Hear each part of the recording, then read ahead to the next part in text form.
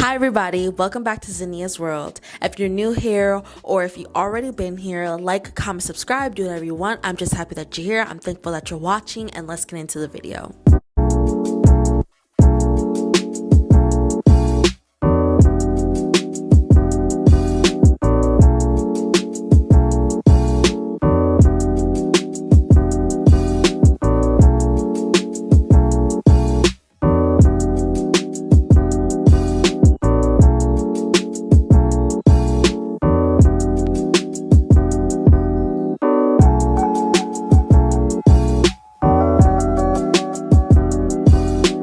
Hi everybody, so I really just want to make a disclaimer before we get into this.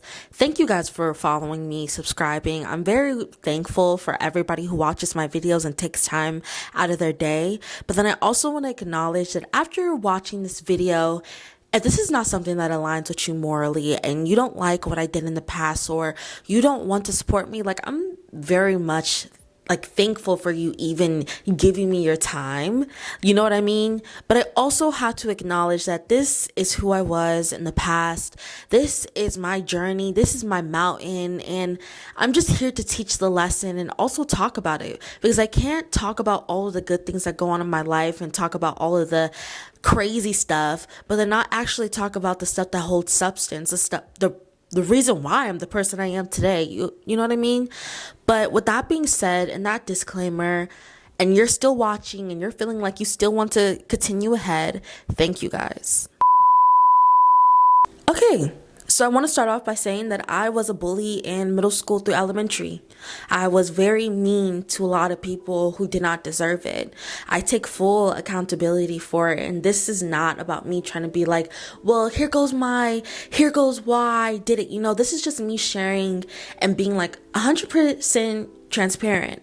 In middle school, I don't want to go too into detail because this maybe be triggering to some people, but I was also very ableist. I would talk about people, be mean to people, tell people very mean things, and I just was not a good person. I held a lot of guilt and a lot of anger for myself. And when I was younger, I had all of that anger and that sadness, and I thought trying to fit in and trying to be loved by everybody else, but also doing things that other people are going to like and that's going to attract people to me. I thought that's how people would like me, I thought that's how people would be friends with me. You know what I mean? It will all make sense in the next part, but I just really want to acknowledge what I did. I was very ableist. I was mean to people. I did and said a lot of things that a lot of teenagers do, but then I also have to acknowledge that those things that I did and said are very mean and very rude. And there's people that probably are still hurt by what I did to them, are still hurt by what I have said to them. And I know it seems a little bit extreme where it's you were a middle school girl, you're not famous yet. Why are you trying to get ahead of it's not about that. It's about being fully transparent about my past and what I went through and what I've learned. You know what I mean? I post videos about learning how to love myself, learning how to get out of a toxic relationship. And this is just not one of my brightest moments. How our teachers used to always say at this bullying rally, I remember it in middle school, we would always have this really big bullying rally. I forgot who the girl was, but if you ever went to middle school, there was this girl who basically got killed or killed herself, or basically something happened to her because she was being bullied. And her name was Sally, I think, and maybe I'm getting the story wrong, but the teachers made it a point to bring up that bullies are only bullies because they are being bullied at home. And I remember going up to my friends after hearing that and being like, that is not true. Bullies are just bullies because they're horrible people. And obviously at the time, I was not very self-acknowledging that I could have been being a bully myself, right? At the time in middle school and all the way up, I went through a lot of trauma that was home based. And since I went through all of that home based trauma, I was trying to find other ways to be seen and be loved. You know what I mean? And I take full accountability for what I went through.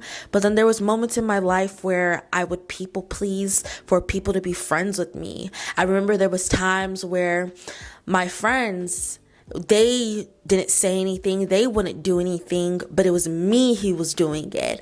And it was felt like they were fueling me up to do it, saying me things, to do these really rude things to people. And I would do them because I would think that that's what would make them happy. That's what will make them like me better.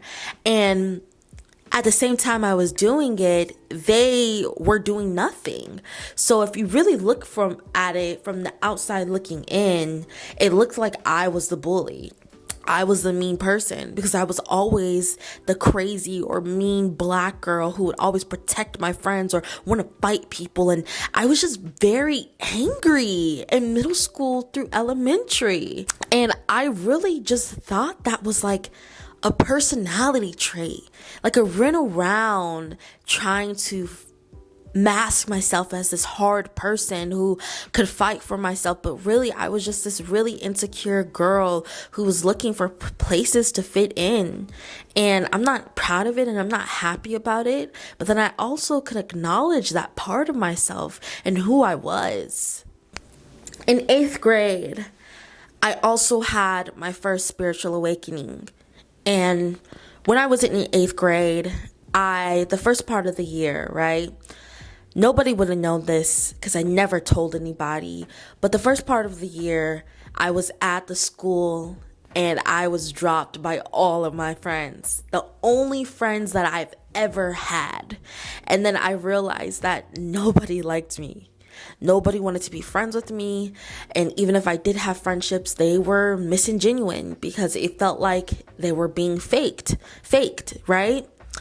And then I went to a new 8th grade school, and at the time I was homeless. This was the first beginning of my homelessness, where we were homeless consecutively. You know what I mean? And this was the first time we ever lost our house before. Once I became homeless, I had to move to a different school and an apartment. I went to a different school with the same actions, being mean to people, trying to fit in, trying to people please. And at the end of 8th grade year, going into freshman year, I had 0 friends. None.